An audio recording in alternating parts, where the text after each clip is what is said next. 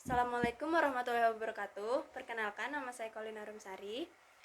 Di sini saya mempunyai tugas yang berkaitan dengan resesi ekonomi, di mana resesi ekonomi tersebut merupakan suatu penurunan pertumbuhan ekonomi dalam 2 kuartal terakhir secara berturut-turut.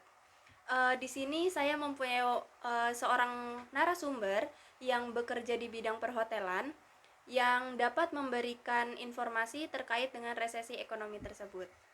Selamat pagi, Pak. Selamat pagi, Mbak. Iya.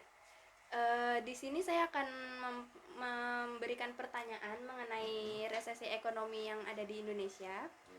Pertanyaan yang pertama, menurut Bapak, apa saja dampak dari resesi ekonomi di era new normal ini di tempat Bapak bekerja? Ya, seperti biasa pada umumnya sih, Mbak. Kalau semisal era pandemi seperti ini, pasti ada penurunan dari omset keuangan sih, Mbak. Itu mungkin hal wajar, tapi kalau di sektor kami, khususnya pariwisata atau perhotelan, itu memang banyak penurunannya, Mbak. Gitu kan. Oke. Pertanyaan yang kedua, menurut Bapak penyebab adanya resesi ekonomi di tempat Bapak bekerja itu sendiri seperti apa? Ya, sama sih, Mbak, kayak yang tadi, seperti penurunan dari omset itu pasti mempengaruhi dari tingkat pengunjung sih sebenarnya. Kalau pengunjung kita itu semakin banyak, itu kan semakin uh, dapat pemasukan yang banyak juga. Cuman karena di era pandemi ini, jadi kita juga penurunan dari omset.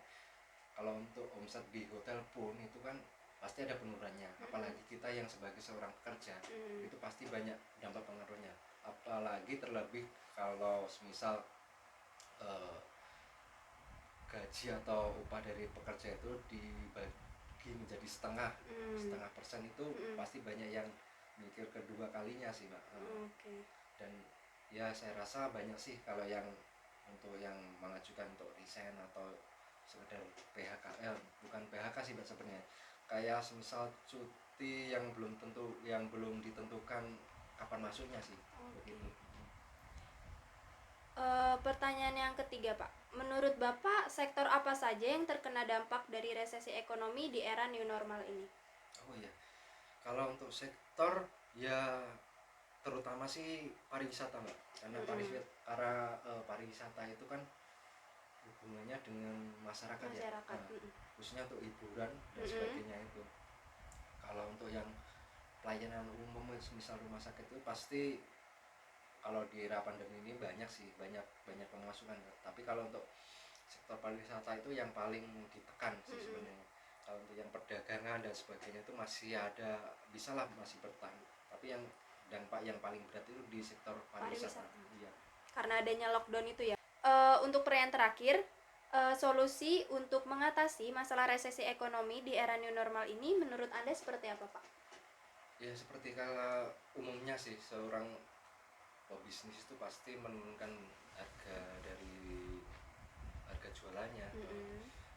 Kalau di era pandemi ini kan nggak mungkin kita mematok harga dengan sesuai yang tarif pada umumnya standarnya sih. Karena ya bagaimanapun kita tuh kan harus menyesuaikan kondisi pasar juga. Nah, kondisi pasar sendiri itu lagi dalam proses penurunan yang sangat drastis. Betul. Mungkin di bidang lainnya pun juga akan sama. Nah, kalau semisal kita mematok harga yang terlalu tinggi pun juga nanti akan serba salah juga. Ya gimana lagi, yang bisa pasti kita cuma bisa bertahan sih sebenarnya. Terima kasih. Oke. Terima kasih, Pak, atas waktunya. Ya, sama-sama. Sekian mungkin wawancara dengan narasumber yang bisa saya lakukan. Kurang lebihnya saya mohon maaf. Wassalamualaikum warahmatullahi wabarakatuh.